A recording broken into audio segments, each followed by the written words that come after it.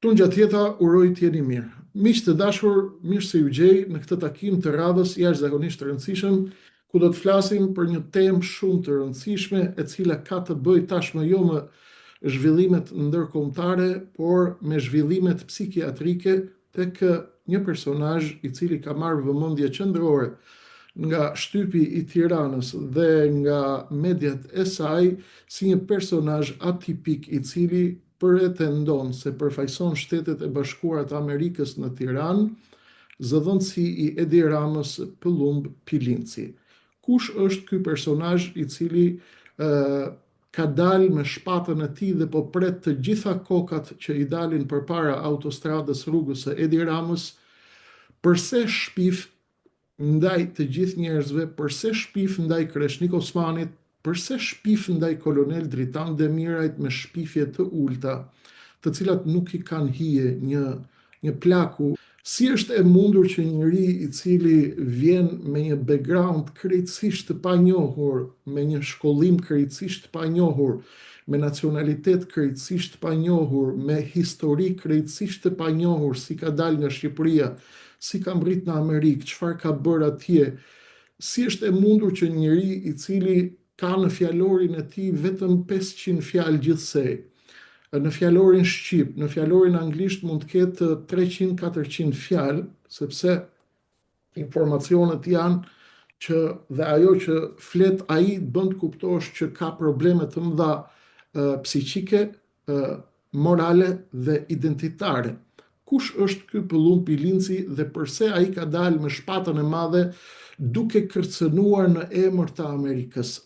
Ky njeri a ka qenë me probleme psiqike më parë, apo u çmend tani që po bie Edi Rama dhe buldozeri i korrupsionit në Shqipëri, Belinda Balluku?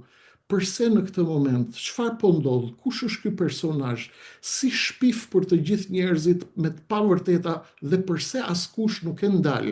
Si është e mundur që njëri i cili del çdo natë llamatit tek një televizion, ke një penxhere YouTube-i, të cilin e quan televizion, dhe i maskuar me flamur amerikan shkatëron çdo personazh i cili merr urdhër nga Edi Rama, i cili i prish rrugën dhe i mbyll rrugën dhe i prish planet Edi Ramës. Sonte do t'i kthejmë përgjigje unë, të paktën, koloneli do të flas ai për veten e tij, përgjigjet e mia janë për Edi Ramën, sepse ky Pëllumb Pilinci është zar i Edi Ramës dhe unë do t'ja shpjegoj me shumë kujdes se pse dhe si. Si është e mundur që një personazh përfaqësuesi i pavionit të Shpresës, Shpresa është e mahnitshme, ju kam thënë, i cili po vjen me godit shpresën e fundit të shqiptarëve. Kush është ky personazh i cili shan njerëzit për natë, ku e ke ble xhaketën, ku e ke ble kollaren, ku e ke ble këmishën dhe vet del me limuzina dhe me 6 makina, me bodyguarda dhe me roje për të impresionuar shqiptarët dhe për t'i hipnotizuar ata me bodyguarde, me makina luksi dhe me flamur amerikan. Kush është regjia e këtij skenari? Përse u çmend tani Pilinci dhe përse shpif për Kreshnik Osmanin, për Dritan Demirajin dhe përse tani? Unë do të bëj një bashkëbisedim sot edhe me kolonelin i cili ka qenë i targetuar drejt për drejt si njëri të cilin ai e ka falur, si njëri të cilit ai po i jep dhe një shans të dytë. Koloneli është me mua sot nga Shtetet e Bashkuara të Amerikës, është shumë për të folur kolonel, të lutem ta bëjmë në formë bashkëbisedimi që t'i qartësojmë edhe shqiptarët të cilët janë të hutuar se kush është ky personazh, të bëjmë një identikit, një analizë të identikitit psikologjik dhe psikiatrik të këtij personazhi, i cili prej 2 viteve rresht del në televizion natë për natë në YouTube dhe u thot shqiptarëve jo tani, po pastaj do të vinë, fillojnë arrestimet, është me orë, u thot, nuk është me minuta, nuk është me ditë, me javë, është me orë. Kush është identikiti psikiatrik i një personazhi i cili i thot gjithë hotelet e Bregdetit do t'i merrin ju shqiptarët? Cili është identiteti psikiatrik i një personazhi i cili thot të gjitha pronat e njerëzve do t'i merrni ju? cili është identiteti psikiatrik i një populli i cili dëgjon një personazh që u thot atyre çdo natë të njëjtat fraza dhe ata vazhdojnë të dëgjojnë. Një pjesë e dëgjon për cirk, një pjesë e dëgjon për kuriozitet, një pjesë e dëgjon sepse sheh skeçin më të bukur dhe teatrin më të bukur pa para. Ka shumë gjëra për të folur kolonel, me që më keni prezantuar me këtë personazh, i cili shpif në emër tim, në emrin tënd, sikur ne kemi lutur këtë që të na takoj, sikur ti me mua e kemi shku, e kemi prit 6 orë. Këtë e vërtetoi edhe ajo Nafia që ky i thot gazetare, është një zonjë që e mban ky aty Nafia me flokë të bardha, që i thot zonja gazetare. Kjo nuk është gazetare, kjo është një njeri me probleme mentale që rrinë si ai rrinë aty, sepse është një grup me probleme mentale që rrinë me këtë personazh. Kjo Nafia që ky thot gazetare, që e ndron i herë në 3 javësh, pastaj merr goca të reja, pastaj merr këtë Nafia. Ju më keni njoftuar, keni prezantuar profesorin si fillim kur ju e njihnit si profesor dhe unë e njiha si profesor. Tu tregojmë pak shqiptarëve, kolonel, kush është ky personazh? Ju jeni në Shtetet Bashkuara të Amerikës, unë jam këtu në Tiranë, po bëjmë punën tonë, YouTube është i lirë, Amerika e ka dhënë lirinë, Amerika është shteti më i lirë në botë, bëhen analiza, bëhen interpretime, kush është ky, çfarë do ky prej nesh? Prej jush. Prej meja pastaj do të them unë, po prej jush. Përshëndetje të gjithë dëgjuesve dhe fatkeqësisht sot është një ditë, një analizë cilën e bëjmë pas një lloj dëshire. Unë nuk jam këtu as për të fyer, as për të çarë as kënd, as personin fjalë, por vlen të kemi detyrimin ndaj familjes, kemi detyrimin ndaj kolegëve, të cilët na kanë pyetur për gjatë gjithë këtyre ditëve, 3 ditëve, për sulmet e padrejta, të pamoralshme, të pavërteta ndaj personit tim. Dhe në momentin kur deklarohet që një ish ministër i brendshëm në Amerikë, një kolonel që ka qenë misione njërën tjetër dhe thua që nuk pja përmend emrin, është një cirk, është një veprim i pamoralshëm, pasi të gjithë e kuptojnë se për kë bëhet fjalë dhe aq më keq kur bëhet fjalë për konkretësisht gjëra të pavërteta. Pa diskutim që unë do të ruaj etikën e komunikimit, e cila më ka karakterizuar. Po më komplekson, kolonel, ju duket besoni që unë e kam humbur etikën kur them që një njeri po shpif ndaj nesh? Absolutisht, edhe unë thash të pavërteta, por unë do të flas në lidhje me, do të ruaj etikën për arsye se nuk e kam në lidhje me ju, por nuk e kam. Sot të gjithë shtetasit kanë mendimin e tyre dhe çdo kush që goditet, fyet, ka të drejtë të mbrohet dhe ka të drejtë me të gjitha format dhe metodat, qofshin këto dhe ligjore, të drejtohet organeve. Por në rastin tonë kjo nuk ka rëndësi. E rëndësishme është opinioni publik, pasi në fakt prej më shumë se 2 vitesh edhe mua edhe ty personalisht në qindra raste na kanë pyetur, nëse të kujtohet, a bashkëpunoni.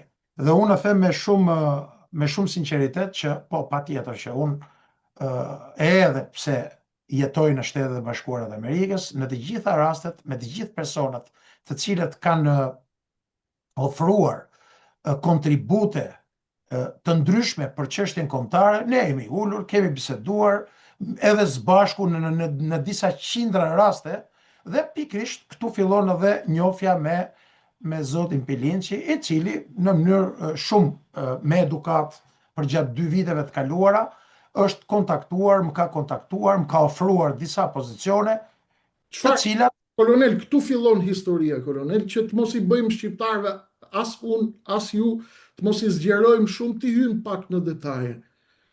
Ky personazh, si është zanafilla e njohjes? Ju ma keni prezantuar nga Amerika, më keni thënë, është një zotni që po pretendon se po merret me çështje kombëtare, besoj kështu ka qenë, unë kështu e mbaj mend, më korrigjoni ju lutem, nëse mbaj diçka mend gabim, dhe mendoj, ju e njihni distancë, unë distancë, mendoj që po bën një përpjekje dhe zotëria ka nevojë t'ju takoj dhe ju kam thënë, a ja vlen të takojmë këtë personazh? Më keni thënë, kolonel i dashur, shko dëgjoje një herë zotnin, se si që ke ngju ti e kam ngju dhe unë.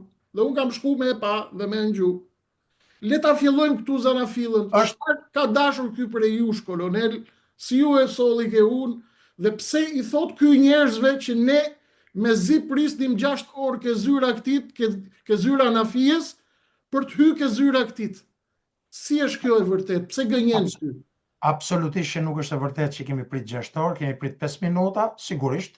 Në katin e dytë kishte disa njerëz, ai na priti, na mirëpriti me shumë respekt, edhe ne bisedum atje për 30 minuta, dhe në këtë këndvështrim biseda shkoi shumë mirë për të bashkëpunuar. Zanafilla fillon në postimet e Facebookut rreth 2 muaj në lidhjen me ku në official statement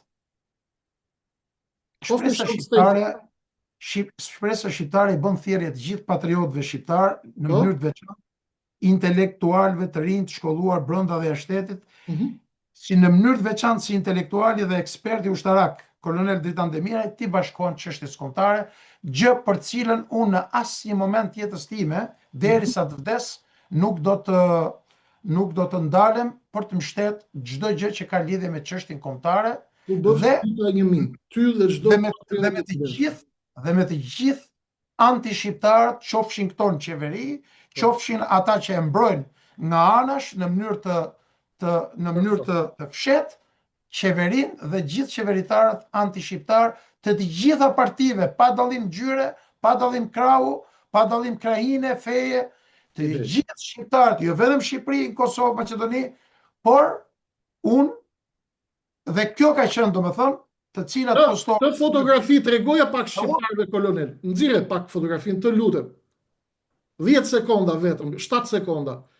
Kjo fotografi të dashur miq ka qenë tek faqja e këtij zotnis Pilincit dhe ky njeri shpif në emër të kolonelit dhe më pas dhe në emrin tim, sikur ne kemi vra veten me taku këtë. Ky ka kërku prej kolonelit, koloneli ka kërku mua, unë e kam taku për ta ngju.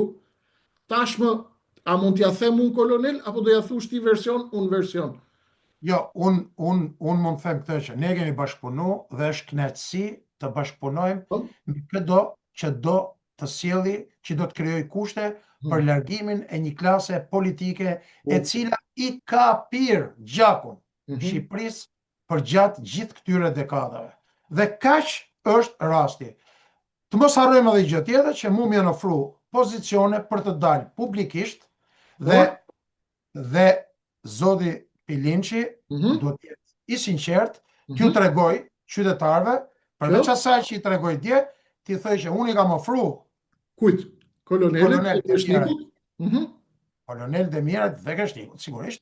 Po? Të dali si një ministër i mbrojtjes në publik dhe unë i kam thonë, unë nuk dal në publik në qoftë se nuk kalojnë gjërat për gjithë sistemeve kushtetuese. Domethënë që ne të krijohet një qeveri teknike, të kalojë të miratohet në parlament, të marrim lejen nga qeveria amerikane, unë jam shtetas amerikan, dhe vetë kuptohet përfshirja ime në aktin, në qeveri shqiptare ose në institucione shqiptare, duhet bërë me leje nga Departamenti i Shtetit, quhet Foreign Act, i cili e njofton qeverinë amerikane, dhe i kam thonë që unë nuk bëj aventura, sepse unë jam njeri që zbatoj ligjin, pastaj këto përradhat me misione që i kam gjyt njerëzve në këmbë, ato ndofta ky person nuk ka faj, mund ta kenë gënjur dhe keq informuar njerëz të cilët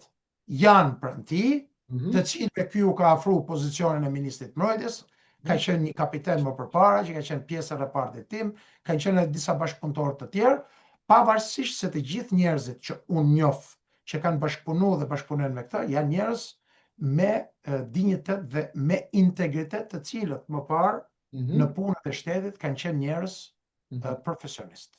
Bukur. Kolonel, duke besuar edhe unë tek integriteti juaj moral i lartë, për cilin unë vë dorën në zjarr, jeni nga njerëzit, edhe pse keni qenë ministër, keni konsumuar pushtet pak shumë, ushtarak i lartë, medalje ari. Unë besoj fuqimisht, kolonel, që ju jeni njëri me integritet lartë dhe kredencialet tuaja arritën të sigurojnë një takim mes meje dhe këtij zotëris, i cili shpif në mënyrën më të paturpshme dhe më ordinere të mundshme. Më vjen keq, nuk e dia ka familje apo s'ka familje, sepse familja duhet ta mbledh një njeri në këtë moshë, nuk duhet ta lërë rrugëve, të lëshuar rrugëve dhe të shpif për gjithë dynjan, sepse kush e ka shtëpinë prej xhamit nuk mund të gjuaj me gur, kolonel. Shkova dhe siç ju ka premtuar ju, ministër të mbrojtjes, mua gjithashtu nuk ka lënë gjë pa premtuar. Je ardhmja Shqipërisë, je ardhmja kësaj, je ardhmja asaj, je njeriu kështu, njeriu ashtu. Dhe unë, kolonel, për sqaroj për popullin, për miqtë që na ndjekin, për shqiptarët e ndershëm, ky personazh që po bën një dëm të frikshëm, këto përgjigje janë për Edi Ramën, kolonel, të paktën përgjigjet e mia, pas këtij personi është Edi Rama. Ai është çmendur dhe ka luajtur nga fiqiri tashmë që po bjen Edi Rama.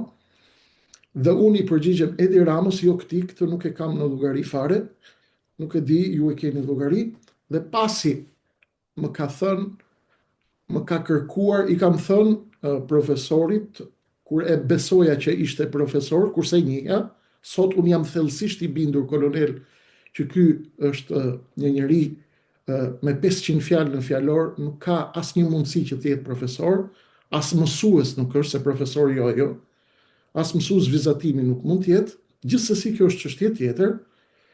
Nëse i ka diplomat le t'i nxjerr, unë i kam dorëzuar atje ku duhet të mijat. I kam thënë, të dashur miq, partia juaj dhe partia Lëvizja Dheu që unë e drejtoj mund të bashkëpunojnë. Më ka thënë, kolonel, ju e dini, por po ja themi shqiptarëve, ti duhet ta mbyllësh partinë dhe të vish këtu tek unë. Dhe kjo ishte, miq të dashur, porosia e Edi Ramës për të djegur Kreshnik Osmani. Po pse duhej djegur Kreshnik Osmani, kur Kreshnik Osmani, siç thot ky shpifsi, është një mizëkali, siç më quan shpifsi, apo është një njeri që llamatit automatikisht kot, unë flas kot, llamatis kot, përse duhej të digjesha unë në një moment kur unë nuk përfaqësoj asnjë rrezik për këtë. Jo, tha, ti duhet ta mbyllësh partinë, por kush janë njerëzit e tu? Njerëzit e mi, thash, ti nuk e shans t'i njohësh, sepse aty e ka hallin Edi Rama. Edi Rama, koloneli dashur dhe miq tanë që na ndjekin, ka 12 vjet që më dërgon spiun nga Shqipëria, nga Hungaria, nga Vjena, të cilët duan të bëjnë pikërisht atë që po bën shpifsi Pilinci. Çfarë duan të realizojnë?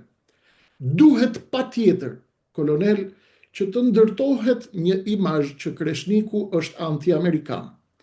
Këtë e bëri edhe për ju, si shtetës amerikan, dhe unë i them këtij njeriu, i cili shpif, i cili po ta kishte patur pasaportën amerikane, brenda tek pasaporta amerikane, këtu shkruhet We the people.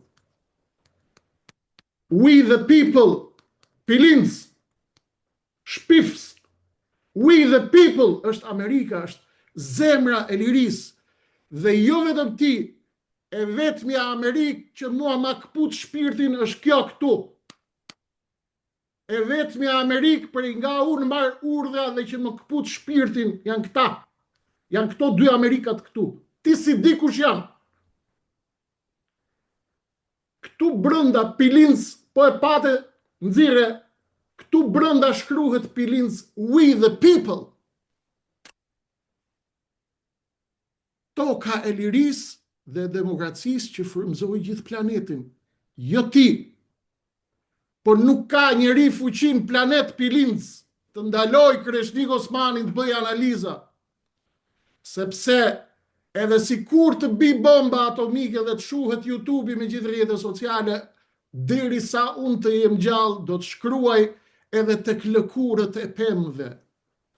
Amerika është frymëzim, Pilinc, po ti si Amerikan, ti një marksist i cili ja arratis nga Shqipëria, nga ish sigurimi i shtetit, siç kanë qu Enver Hoxha historikisht ambasadorët e tij në OKB, të cilët nuk lejoheshin të dilnin nga New Yorku në shtetet e tjera, sepse New Yorku dhe OKB-ja kanë statusin e ekstraterritorialitetit, dhe ambasadorët e Enver Hoxhës i çonte për të bërë spionazh dhe për të lidhur me agjenturat e ish sigurimit të shtetit, të cilët rrinin jashtë kontrollit dhe jashtë territorit të kësaj New Yorkut. Ndaj Pilinc, e vetmja Amerikë që mua më jep urdhra është këtu. Këto dy persona.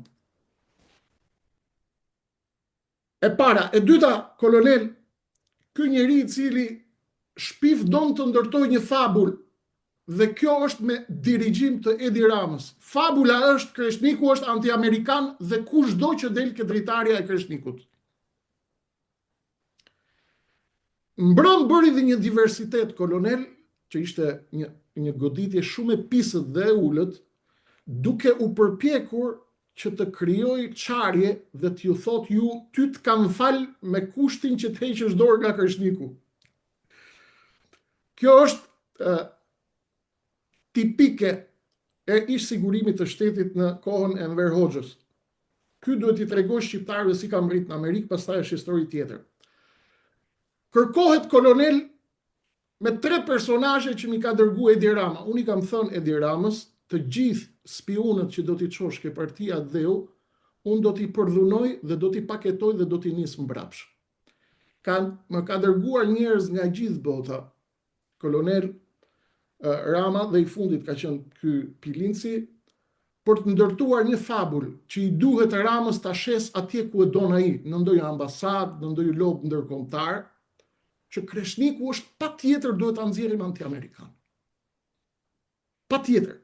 Madje më ka dërguar njerëz edhe nga Austria, kolonel, të cilët më provokonin, siç po provokon Pilinci me këtë rënje në avionëve kinez në detin e Kinës Jugut, të cilët më ftonin në Europë mua, bashkë me bashkëshortën time, dhe kërkonin prej meje që të bënin protesta përpara ambasadës, përpara parlamentit shqiptar, ku të digjej flamuri amerikan.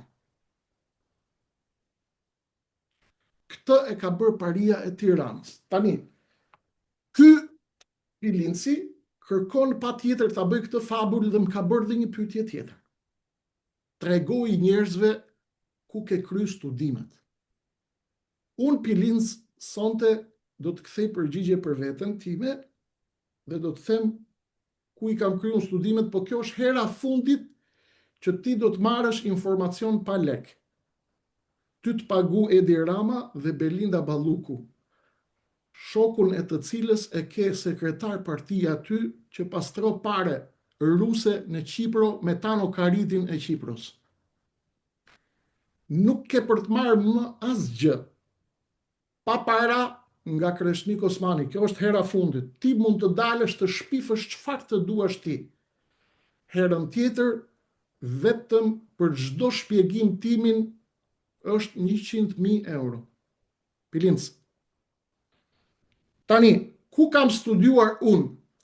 Unë kam studiuar tek toka e Fenikasve, tek Libani i lirisë dhe i demokracisë, dhe nëse ti je me probleme psiqike dhe nuk di të lexosh, kjo është e shkruar tek rrjetet e mia sociale. Kam studiuar në Universitetin e Tripolit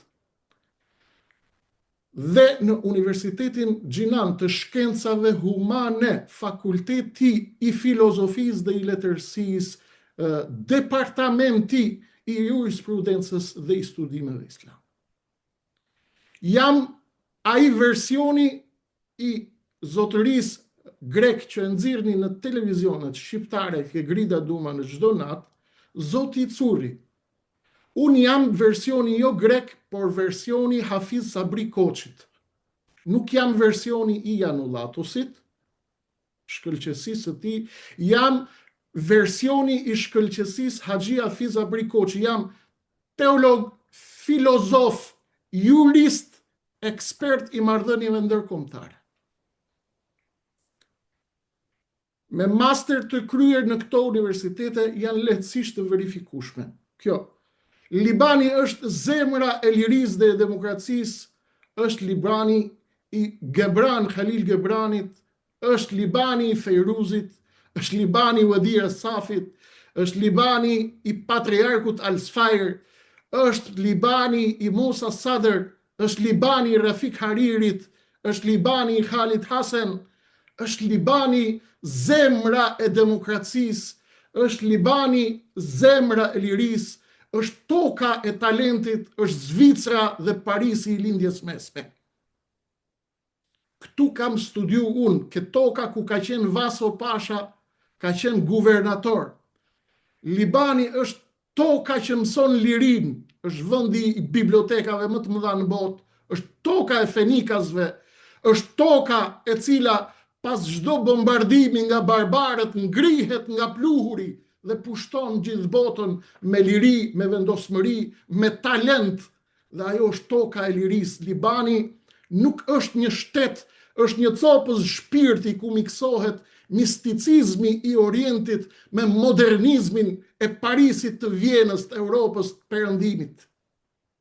Atje kam studiuar unë, dhe kush del nga atje është i panështrueshëm, edhe kur bombardohet, ngrihet nga pluhuri dhe pushton botën. Your President Donald Trump e ka krushkun libanez. Talentet më të mëdha në lindjen e mesme e libanez. Atje jam studiuar unë, filozof, politolog, teolog, ekspert i marrëdhënies ndërkombëtare dhe jurist. Tani ti do të nxjerrësh diplomën kush je. Kjo e para. E dyta, ke thënie ardhmja e Shqipërisë, Kreshnik Osmani, vetëm hiq dorë nga partia jote. I kam komunikuar miqve të mi që më kanë kërkuar refleksion, sepse koloneli nuk e kishte takuar kur më parë. Dhe respektin që i bëri koloneli, kishte ardhur me familjen këtu, ka lënë familjen, kishte ardhur për pushime, aq pak ditë, dhe më ka thënë, hajde Kreshnik të shkojmë ta takojmë këtë zotnin, ta njohim nga afër. Ky personazh me paturpsi shpif dhe thot se ne pas kemi qenë duke prit këtë 5 orë, sikur ky ishte presidenti amerikan, të cilin do ta prisnin me qef, pa diskutim po t'ishte. Unë e pash që ky personazh kishte një emër vetëm, Edi Rama. Problemi është përse u çmend tani. Më tha hesht. Më dha dje një këshill që ishte hesht. Unë nuk hesht. Po të kesh pasaport amerikane, e ke faqa dytë mbrapa, we the people, pilins. Është populli Amerika. Nuk është bolshevizëm Amerika, pilins. Dhe nuk është në luftë të klasash ke shajt partin. Amerika është the land of freedom. Dhe kjo është arsyeja pse frymëzon ende planetin, pse ende konkuron planet. Nuk e përcakton një bolshevik si ti se kush është Amerika. Përfundimisht, miq të dashur, mbrita në përfundimin se zotnia është një zar i Edi Ramës dhe i establishmentit politik dhe kërkon mua të më etiketoj me Sali Berishën, dhe ju jeni dëshmitar, dhe koloneli është dëshmitar. O ka fol Kreshnik Osmani kundër Sali Berishës, o u bëft të qameti. Dhe Berisha me gjithë atë, kur nuk ka dalë të birë në nivelin tënd, sepse Berisha e njeh Kreshnik Osmani kush është dhe çfarë kapaciteti ka. Dhe ti nuk ke as edukatën, as moralin, as vlerat e një njeriu, se po të kishe qenë profesor, siç është ai kundërshtari im i madh Sali Berisha, të cilin unë e bëj përgjegjës për këtë gjendje që është Shqipëri, po të kishe qenë profesor, doktor, do të kishe një minimum klasi, pilins. Nuk e ke. Të kanë lënë ata që duhet të të mbanin në shtëpi. Është problemi jot ky. Mos dil të shpifësh me njerëzit. Dhe i kam thënë miq të dashur, unë jam kryetari i një partie politike. Amerikën e kemi sipër kokës dhe për Amerikën ngrem pushk. Amerika me mua kontakton nëpërmjet ambasadës ose nëpërmjet departamentit të shtetit. Pik në fund. Tha mos hy në zgjedhje se nuk do të marrësh, nuk do të lejnë, nuk do të bësh, nuk do të hysh në zgjedhje se nuk ka zgjedhje, zgjedhjet u bën. Hyn në parlament, janë parlament. I gënjen njerëzit nga mëngjesi deri në darkë, nesër fillojnë arrestimet, jo sot po nesër. Dhe njerëzit e dëgjojnë aty dhe i thënë bravo Kilinc. Gënjen në mënyrën më të paturpshme dhe i thot njerëzve Ariana Simit Nova Medias në Amerikë, ja kam bloku unë kanalin, doli mbrom, Ariani tha kom qenë me grip, s'ka të bloku asgjë. Kjo lloj shpifje miq të dashur, kjo lloj shpifje e pafre është me një qëllim për të sajuar dhe për të shpikur anti-amerikanët, të cilët Edi Rama i shikon si rrezik këtu në Shqipëri. Këto janë përgjigje, zoti Pilinci, janë për Edi Ramën, nuk janë për ju, për të paktën për mua. Ju nuk meritoni asnjë përgjigje dhe s'do të merrni më asnjë përgjigje, sado që të shpifni. Përgjigjen tjetër do ta paguani me para. Kushton shumë, nuk e blen dot. Kolonel, unë ja ktheva përgjigjen zotnis. Të lutem një pyetje. Përse mendoni se ky njeri e ka bërë këtë transformim radikal tani duke shpifur për mua dhe për ju? Mendoni se ky kështu ka qenë profesori, që i thonë këta në YouTube profesori, apo u bë tani që po rrëzohet regjimi i Edi Ramës pa kthim pas? Personalisht jam i shokuar Jo, shikoj që je i shokuar, sepse shikoj, unë të njoh mirë. Personalisht jam i shokuar nga mënyra e sulmeve, nga immoraliteti, pavërtetësia dhe niveli i mashtrimit. Don të paraqisësh, të kesh guximin, paraqisësh Dritan Demiraj si anti-amerikan, ndërkohë që fatmirësisht të gjitha videot janë YouTube, dhe jo pa qëllim e kam publikuar dje dhe par dje, është parë 12.000 herë, ku në të gjitha analizat theksoj, fuqia ushtarake, teknologjike e Amerikës është e pasfidueshme. Por ajo që nuk kuptojnë njerëzit, që nuk kuptojnë shumë gjëra, është që ekspertët bëjnë analizë për forcat kundërshtare, duke identifikuar pikat e forta dhe duke dhënë zgjidhje. Dhe të paraqisësh Dritan Demiraj si anti-amerikan, i cili e ka gdhëndur me shkronja të arta, me misione në terren, në 10-100 misione të publikuara. Nuk po flas këtu për të pa publikuara.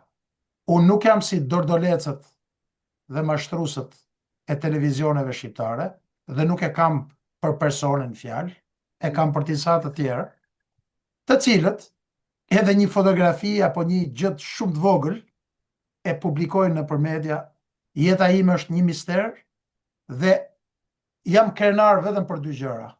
I kam shërbyer me dinjitetin më të madh shtetit shqiptar dhe Shteteve të Bashkuara të Amerikës, dhe kjo është e padiskutueshme, e vërtetuar, është e publikuar, është e sejvuar atje ku duhet, së pari, dhe së dyti, jam i sigurt që këto sulme kanë lidhje me Edi Ramën, nga njerëz të paguar dhe të financuar nga Edi Rama, nga njerëz të cilët janë trembur nga kjo aleancë, nga analiza gjeopolitike, nga faktet, nga denoncimi që po i bëjmë një regjimi kriminal, që drejton Shqipërinë, që nuk e drejton, po që e ka çuar në pikën më të dobët, më të ulët, që po largon dhe po deporton shqiptarët, sfundi edhe me miratimin në parlament të ligjit, jo për dy gjinis që ka bota, që ka dhe Amerika,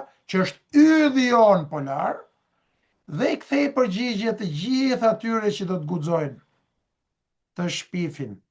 Ju refuzoj me përbuzje, jeni qesharak, as një njeri që ka punuar me mua në forcat armatosura. 35 vjet nuk i kam pirë një kafe, vetëm ju kam dhënë. Dhe zoti Pilinci e di shumë mirë sepse janë me qindra persona që më kanë thënë, na ka thënë profesori që do jesh këtu, do jesh atje që unë nuk është etike ti bëj këtu në televizion, me qindra persona. As unë nuk I nxjerr bisedë. Qindra persona që kanë folë dhe që më ka thënë të gjithë kanë mendim pozitiv. Dhe kjo është ajo që unë kam arrit një dëntime. Dinjitet, integritet, kam dhënë mësim në 12 institucione. Asnjëherë nuk them që kam qenë profesor në 12 institucione. Që nga Universitetet Amerikane, Kolegji Qendra Marshall, që nga Universiteti Operacioneve të Përbashkëta Ushtarake, që kam dhënë leksione, që nga Universiteti Michiganit, që është I 6 I 7 në sipas viteve, sigurisht që lvizin renditjet në botë, që nga disa universitete tjera, përfshi këtu dhe institucionet akademike shqiptare, edhe pse jam autori shumë librave, qindra publikimeve, mira shkrimeve, asnjëherë nuk them që kam bërë këtë. Imagjinoje njerëz që nuk kanë bërë asnjë faqe, nuk kanë asnjë gjë nga këto dhe dalin nëpër televizion e gënjej. I tillë do të vazhdoj të jem dhe ydhi im polar është shërbimi ndaj kombit shqiptar në mënyrë të barabartë edhe ndaj kombit amerikan. Sepse tashmë jeni edhe American and proud. Duke denoncuar çdo njeri I cili do përpiqet të mbroj regjimin kriminal të Tiranës, narkoregjimin e rilindjes. Kolonel, njerëzit do të hutohen sepse njerëzit fatkeqësisht është historia e njerëzimit, ka një pjesë njerëzve që nuk mbushin me dhimbje të madhe, e them, dhe numri I tyre në Shqipëri po rritet. Ky zotnia ka mision që t'i kontrollojë këtë masë që nuk kupton. Masë e cila mund t'i thuash çdo natë të njëjtat rrena natë për natë dhe nesër të thonë bravo. Kjo masë ekziston. Tani, dikush do të thotë, kolonel, po si lidhet ky me Edi Ramën, ky është hanë Edi Ramën. Këtu është një pyetje e madhe që lind, kolonel, përse këti I duhet, edhe ti, edhe unë, përse I duhemi anti-amerikan? Kush po e fabrikon këto dhe përse në këtë moment? Nuk mund të akuzoj askënd që ka lidhje me Edi Ramën, por ajo që e them me siguri 100%, momenti I sulmit, koha, mënyra, taktikat e pista, gënjeshtrat e turpshme, dhe qasja që friksimi sikur po dole prap, ta tregoj unë. Ore, unë nuk jam Belinda Balluku, nuk jam Arbena Mehmet, nuk jam Erion Veliaj, nuk jam gjithë personat që kanë vjedhë dhe grabitur. Vetëm I kam dhënë atij komp. Dhe nuk ke shanse jo ti, po as kush, as Edi Rama, që është borxh deri këtu me Shqipërinë, edhe me mua, që më kanë hequr në mënyrën më të paligjshme. Kam fituar edhe gjyqet e gjitha, kam dalë I pafajshëm, me akuzat të tilla shesharake, të cilat I shërbejnë vetëm anti-amerikanizmit në Shqipëri. Dhe pikërisht, për t'ju përgjigj pyetjes tuaj, është kjo mjegullnaj në të cilën goditen njerëzit të cilët kanë zë, kanë mbështetje, për te modestisë, kemi mira mbështetje, jam në qoftë se mburren me 3-4 milion, atëherë po I them këtij zotërisë, deri më sot kam mbi 18 milion shikime në YouTube, edhe se kam përmend asnjëherë, pra jemi njerëz të cilët e kanë shqetësuar regjimin, me të vërtetat që themi, jemi njerëz të cilët për shkak të identitetit dhe të misioneve dhe të objektivave që kemi pas në mbrojtjen e çështjes kombëtare, pa ne nuk jemi qesharak, ta mbrojmë çështjen kombëtare me gënjeshtra, ne jemi njerëz me integritet, me dinjitet, dhe pikërisht është kjo e cila e ka detyruar Edi Ramën përdori gjithë mjetet, edhe personat pa identitet për të sulmuar njerëzit që janë pro-amerikan. Janë të gjithë televizionet që financohen nga Serbia, Greqia, Rusia, Kina, të cilët I kenë prime time dhe përpiqen të justifikojnë narrativën e Edi Ramës politikën e ditë jashtme antishqiptare, nguljen e thikës ndaj qeverisë Kurti, mbështetjen e Ali Ahmetit si një person jo unifikus, por çunifikus në Maqedoni, po kjo është çështje tjetër, në mënyrë që tentojnë të na mbyllin gojën. Dhe për ta përmbyll, sigurisht, ju mund të tentoni të na njerëz të korruptuar, njerëz të cilët i kanë sjellë dëme Shqipërisë, njerëz të cilët janë antishqiptar, të cilët i ka bler regjimi Edi Ramës, siç ka bler një pjesë të madhe të këtyre, që dalin me nga 10 makina, edhe merren me xhaketat e tjerëve, ndërkohë që njerëzit këtu në Amerikë punojnë nga mjesi larg. Dhe e fundit, ke thënë që lanë pjatat. Më ke thënë edhe disa herë Më rëndësishme kjo. Në telefon. Unë Jepe shpjegimin kolonel, por ta bëj unë pyetjen që sepse pyetja e ndihmon njerëzit ta kuptojnë përgjigjen tënde më mirë. I thot çdo njeriu, ky zotëria që quhet profesor, u thot çdo njeriu duke tentuar të poshtroj ajkën e emigracionit shqiptar në Amerikë që punojnë me gjak dhe me djers, që kanë shku atje me gjak dhe me djers, i poshtron duke u thënë lani pjatat. Përse ky bullizim, kolonel? Atëherë, përgjigja ime është e qartë. Edhe për ju ka thënë që vuani shumë atje. Jo, për mu ka thënë vazhdo laj pjatat. Lan pjatat dhe ai vuan, tha. E ka në tekst. Vuan shumë. Unë jo që s'vuaj fare. Po shoh nga fytyra që nuk vuan, po. Unë bëj një mjet akademike, ke parë, jam i vetmi shqiptar që publikoj nga 2 libra çdo vit. Domethënë, unë këtu merrem vetëm me fushën akademike. Një njeri që publikon 2-3 libra, 2 libra e gjys në vit, nga 500 deri në 800 faqe, do të thotë që i ka kushtuar 8 deri në 10 orë të jetës së tij çdo ditë fushës akademike. Spari. Së dyti, unë e quaj të turpshme, të pamoralshme, që të përgojosh ata që lajnë pjata dhe ata që punojnë me djersën e ballit në Shqipëri, dhe të merresh me njerëzit që lajnë pjata, që janë një sasi e madhe njerëzish, të cilët nuk dinë gjuhë ujë, vinë dhe mësojnë. Dhe jam i shokuar, sepse ma ka përmend edhe në telefona disa herë, që shiko se ti lan pjatë, i kam thënë pa edukat, unë përsëri po i përgjigjem me edukat. Nuk po i përgjigjem pa edukat. I them që të korrigjoj, sepse ata që lajnë pjata në Amerikë janë një pjesë e madhe shqiptarëve. Do të kisha dëshirë që bashkëshortja ime, dhe do t'ja kërkoj sonte, që të më lejë të paktën t'i laj herë pjatat e shtëpisë. Sa përshem? Të janë punët, thot mijat. Tanë thot, nuk janë puna jote me la pjatat. Pra se shtëpi nuk i ke la, kolonel. Po s'kam la pjata shtëpi. Jo se nuk i laj më. Po i la me qef, po. Thot bashkëshortja, thot, kjo është puna ime, thot.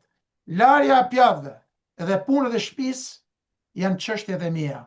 Çështja jote është vazhdo puno për çështjen kombëtare, ruaj lart, mbaj lart emrin e familjes, emrin tënd, si një nga njerëzit më të dekoruar në historinë e kombit shqiptar, më të ndershëm, dhe kur të vi koha, kur të publikohen, kur të na vi koha për pension, do të vi dita që si gjithë tjerët, edhe unë do ke mundësi me shumë modesti, e cila më ka përkufizuar gjatë gjithë jetës, edhe unë për të shkruar një pjesë të jetës time, jo duke gënjur në televizora, me nëndetse, me helikoptera, me këto, por duke i analizuar dhe duke i treguar me fakte atë jetë modeste dhe atë kontribut, 95% e cilave nuk dihet as nga kolegët e mi me të cilët i përqafoj, i falenderoj dhe jam shumë krenar që kam punuar dhe që i kemi dhënë kaq shumë kombit shqiptar.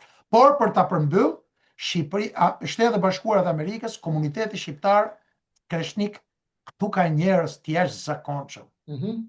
Ka njerëz të paimagjinueshëm, ka biznesmen, profesora, doktora, njerëz me integritet, njerëz që kanë dhënë për kombin amerikan, njerëz pjesës cilës jam edhe unë, të cilët kemi qenë pjesë e infrastrukturës, të misioneve, kundër koalicioneve, kundër terrorizmit, pavarësisht se kam qenë si pjesë e Shqipërisë. Por, në çdo rast kur më është dhënë mundësia, sigurisht, ne kemi obligim si shtetas Amerikan të luftojmë deri në vdekje për këtë komp i cili na ka hap derën, i cili na ka krijuar kushte për të jetuar shumë herë më mirë se në Shqipëri, dhe së bashku me atë komunitet të madh që punon shqiptarësh, që e ka rritur lart dinjitetin dhe integritetin e kombit shqiptar pikërisht nëpërmjet punës tonë të ndershme, jo nëpërmjet politikanëve të lidhur me trafiqet e drogës, gjë e cila është objekt studimi dhe analize i të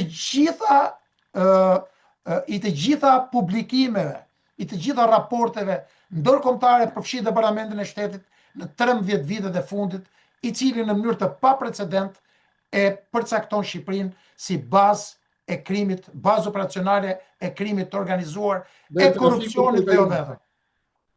Dhe me këtë rast, kolonel, edhe unë gjej rastin, zonjën tuaj të nderuar, motrën time shqiptare, dhe gjitha motrat shqiptare, gratë shqiptare, këtu dhe në Amerikë, që janë zonja të radha që nuk i ka planeti, fatmirësisht apo fatkeqësisht është debat filozofik, që janë ato heroina tona, të cilat na zbukurojnë jetën, shkrijnë jetën e tyre duke duruar luftën tonë, betejën tënde, treqerekun e kësaj e ka bërë zonja juaj.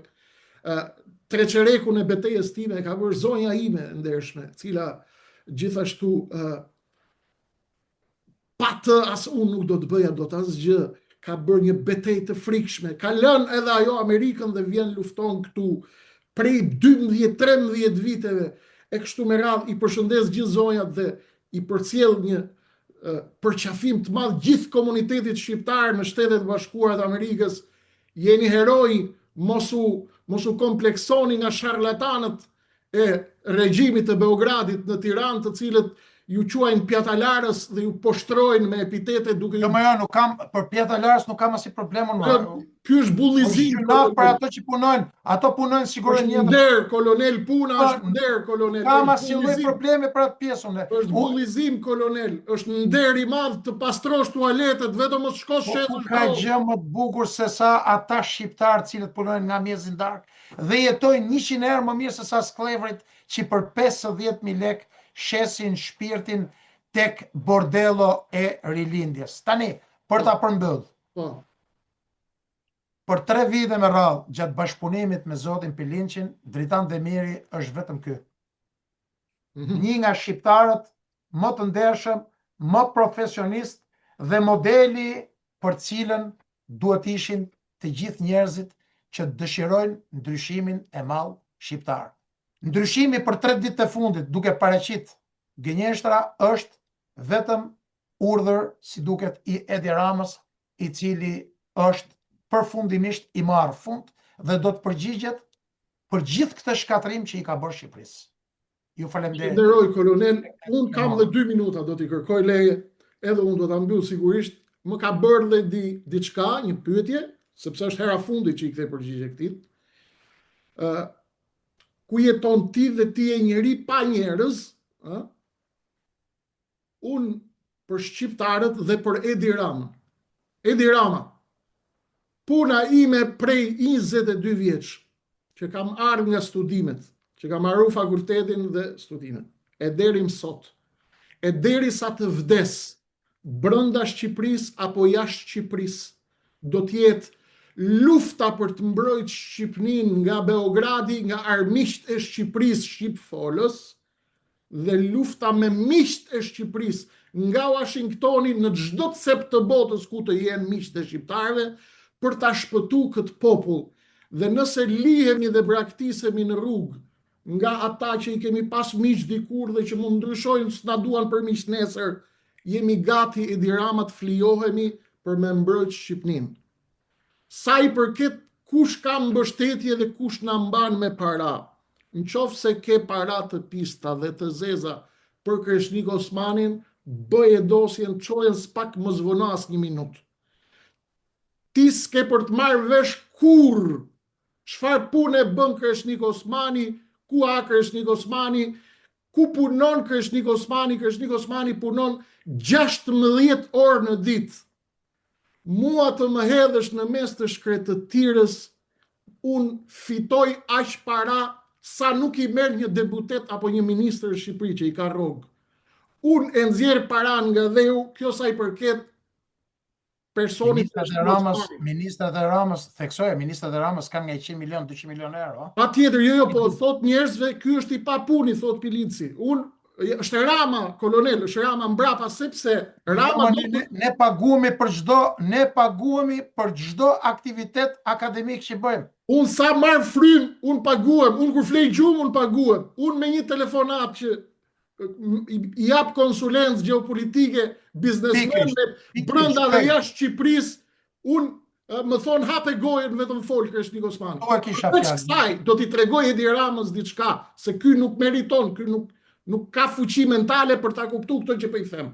Përgjigja është për Edi Ramën, sepse ajo që thot ky zotëria Pilinci, kolonel, është treguesi më i qartë që Edi Rama ka bërë gjithçka ka mundur për ta lënë Kreshnik Osmanin për ta vrarë ekonomikisht. Dhe tashmë po pyesin, po ne e vram, po si po jeton ky? Tani u po ja përgjigje. Një pjesë e të ardhurave të mia vijnë nga puna që bëj dhe shërbimet që ofroj në SBA, po që se je i atyre që pretendon, shkoj gjej dhe qiti letrat. Punoj Google, më vjen rroga nga Silicon Valley. Një pjesë e votë këlfare. Kam këtu punë të tjera me njerëz të cilët nuk i njeh Edi Rama as i gjen dot. Kam një ushtri Pilinc dhe ti Edi Rama me njerëz të cilët Kreshniku sa tu luaj gishtin kështu, vinë dhe mbështesin lëvizjen atë dheu me 5.000 leksha, me 10.000 leksha, me 20.000 leksha, të cilat don t'i marri vesh banditi i KQZ-s, Celibashi, me bandën e KQZ-s, dhe që na kanë bloku kompanit, na kanë bloku punën, biznesin, na kanë bloku llogarinë bankare të partisë, ja kemi dorëzu bilancin zero, do emrat e personave që në mbështesin Kreshnik Osmanin. Jo ti Pilinc dhe Edi Rama dhe shiku i Beogradit këtu në Tiranë, por nuk ka shërbim sekret në botë të gjej frymëzimin e Kreshnik Osmanit. Kreshnik Osmani jeton edhe me 1.000 euro në muj, jeton dhe me 10.000 euro në muj. Biri Kreshnik Osmanit dhe fëmijët e Kreshnik Osmanit bëjnë shëtitje me kuaj në mes të New Yorkut dhe në mes të Londrës dhe punojnë për kompanit më të mëdha ndërkombëtare juridike. Ti nuk di asgjë për mu, dhe as ke për ditë kurrë, sepse Beogradi dhe Moska dhe asfalia, anti-shqiptaria nuk kanë fuqi të kuptojnë burimin e frymëzimit Kreshnik Osmanit, i cili nuk është as kurvar, as pianec, as bigjozgji, që ka nevojë për 100.000 euro në javë, siç kanë të përdalat e sektit të prostitutave të rilindjes që harxojnë nga gjaku i shqiptarëve 200-300.000 euro në fund javë, shkojnë me helikopter në kazinot e Malit Zi dhe të Qiprës dhe të Janinës këtu, aq sa janë habit, edhe ushtria greke janë habit, që janë këta barbar që vinë me helikopter me dashnore dhe luajnë bigjoz në kazinot e Greqisë. Këta barbar. Kështu që Edi Rama, aq leksa i duhen Kreshnikut për t'jetu, Kreshniku i qit duke flejt gjumë. Dhe unë kam një ushtri me njerëz që ti nuk i njeh Edi Rama. Ato që ti i njeh dhe mi ke dërgu si spion, unë ti kam përdhunu, ti kam paketu dhe ti kam nis mbrapsh, ti e di këtë. Ti ke vra Kreshnik Osmanin ekonomikisht dhe tani ke nxjerr këtë karikaturën që quhet Pilinci dhe i ke thënë ku ha ky, ku pi ky. S'ke për ta marrë vesh kush Edi Rama. Lekët mua një pjesë më vinë këtu në bankë, shko mbyll edhe atë bankën po munde. Një pjesë vjen nga shërbimet, nga punët që unë bëj online. Kam bashkëshorten që punon online, që punon dhe këtu, është inxhiniere kimiste. Fëmijët punojnë vetë, jetojnë vetë. Siç ta thash, bëjnë shëtitje me kal edhe në New York, edhe në Londër, edhe në Arabi, në lindje, në Orient. Është lojë shumë e madhe, prandaj po të them Pilinc, herës tjetër, ti dhe të gjithë kori i psikopatëve që të vinë ty dhe të komentojnë poshtë, 100.000 euro është tarifa për të marrë vesh për jetën time. Jeta ime është një mister i madh, siç është jeta e kolonelit, dhe unë e mirë kuptoj sepse ai është ushtarak, dhe me që më njeh si ushtarak mua, se koloneli dashur, profesori më quan ushtarak, thotë që jam ushtarak, sipas informacioneve të tij. Unë i kam thënë disa herë që nuk je ushtarak. Jo, ai thotë, ka marrë kadet si Arjan Asimi, tha. Arjan Asimi nuk ka marrë kadet, nuk është e vërtetë. Jo, po ky shpif. Arjan Asimi në 83-shin ka qenë shkollën Skënderbej në vitin e parë vetëm një vit. Në 84 është larguar, s'ka lidhje fare me ushtrinë. Po, dhe ka marrë vetëm vitin e parë shkollës mesme ushtarake Skënderbej Arjan Asimi. S'ka asnjë të vërtetë tjetër. Po, dhe Edi Rama nuk ke për ta marrë vesh kurrë se si ekziston Kreshnik Osmani, se kush janë antarët e partisë, sepse ne do të ekzistojmë. Këtë ja thash ambasadorit të OSBE-s në Tiranë. I thash ekzistojmë me shpirt dhe kemi përballë një regjim që po na shuan, thaj ne i dim të gjitha. Ndaj Edi Rama nëse ka burime për mua, që di që unë merrem me ndonjë gjë të pisët, urgjent ta çojnë spak në gjykat. Unë, Kreshnik Osmani, kam një ushtri me miza njerëzish të cilët kur mu nuk më lën vetëm. Janë ata që i frymëzon shpirti dhe i rreh zemra Shqipni dhe që janë gati të flijohen bashkë me mua kundër regjimit bastard të rilindjes. Edi Rama, dhe një gjë të fundit për ty dhe një fjali të fundit për zëdhënësin tënd Pilinci. Dosja ime është më e bardhë se sa bora.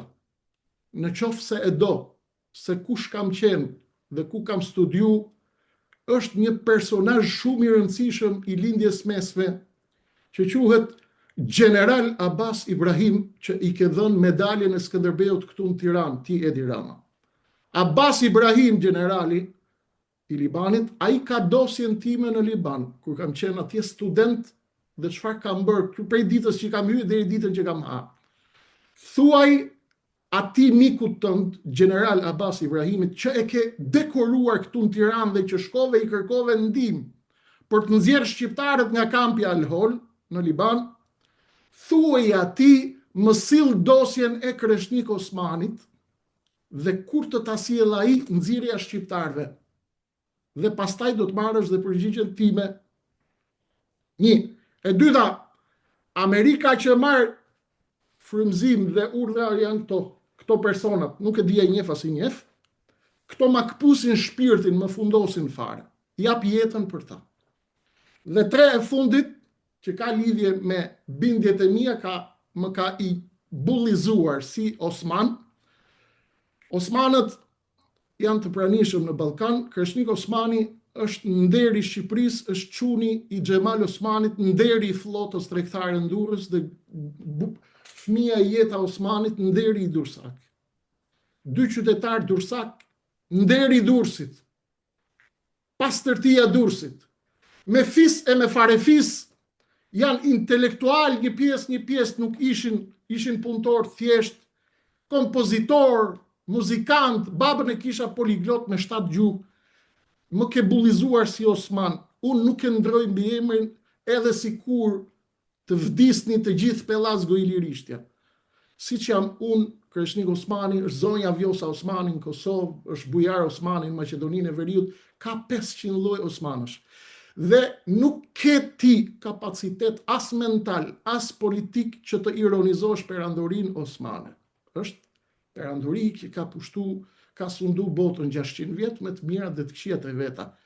Këtu kishte pozicionin e vet, nuk keni fuqi të merreni me këtë pjesë. Me më ironizu emrin tim si përkatësie një perandorie. Unë jam shqiptar, bir shqiptari jap jetën për këtë vend. E para. E dyta, dhe për të vëllezërit e mi të krishterë, ortodoks, katolik, çfarëdo që t'janë. Dhe e fundit, më ke thënë një këshill, Pilinc, dhe më ke thënë kam një këshill për ty Kepe. Nuk ka shans që unë ta qep. Unë jam, jo ke thënë, e ke lexu, apo a ke pasaport amerikan, apo s'ke, hape faqen e dytë, we the people. We the people, ne jemi populli. Ky është populli. Populli është ai që vendos. Freedom, democracy, liri, kjo është Amerika. Ti nuk e një Amerikën, je bolshevik. Dhe e fundit, po i thua shqiptarëve Amerika është zoti. Nuk ka zot tjetër.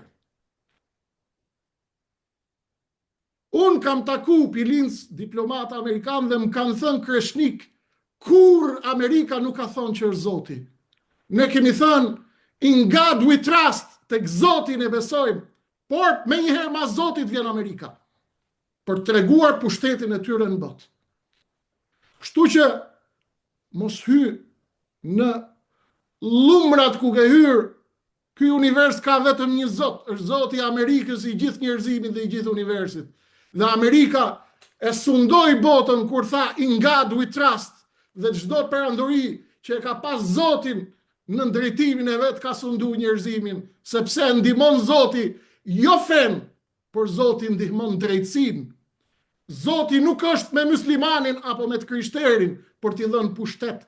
Zoti ja jep pushtetin atij që vendos drejtësi, edhe në qoftë musliman, ja heq muslimanit, ja jep të krishterit, dhe po që zullumqar, ja heq të krishterit, ja jep muslimanit, apo hindusit, apo kinezit, apo kujdo. In God we trust, thot Amerika, dhe e pushtoi botën. Kështu edhe lindja e pushtoi dhe e sundoi botën kur tha in God we trust. Mos u merr me filozofi, as me politik, as me kërcënime. Liria është ajo për cilën frymojmë dhe ekzistojmë. Zoti të ktheft të mendjen, Zoti të dhasht vetëm mirësi, mos shpif më për njerëzit se ke hyrë në një lum të madh. Unë nuk të urej, edhe pse ke shpif. Nuk urej dhe s'kam fuqi të urej, sepse feja ime është dashnia. Feja ime është dashnia. Nuk urej, por e mbyllim këtu.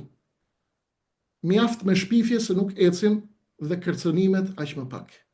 Kaq kishim miq të dashur, nëse ke diçka për të shtuar kolonel, shtoje, nëse jo, natën e mirë të gjithëve.